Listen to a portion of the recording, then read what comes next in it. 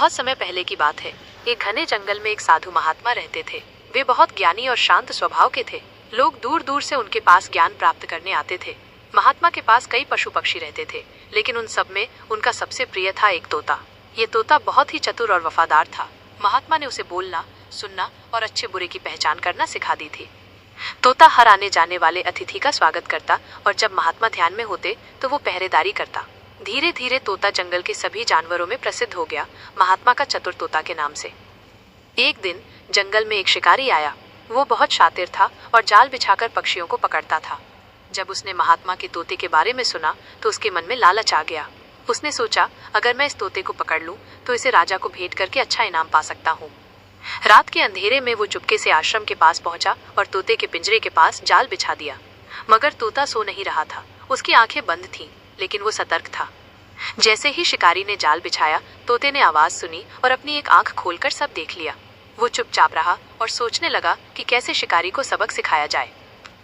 सुबह होते ही शिकारी झाड़ियों में छिप गया और इंतजार करने लगा कि कब तोता उड़कर नीचे उतरे और उसके जाल में फंस जाए। मगर तोता पिंजरे से बाहर नहीं आया।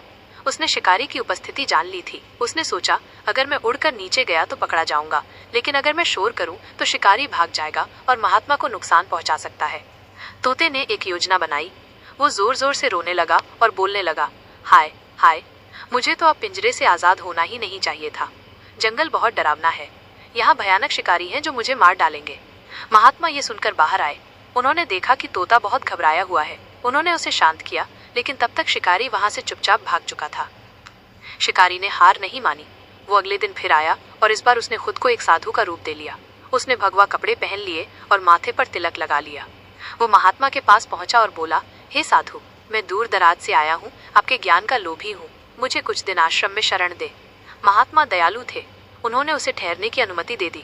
मगर तोता फिर सतर्क हो गया। उसने तुरंत पहचान लिया कि ये वही शिकारी है।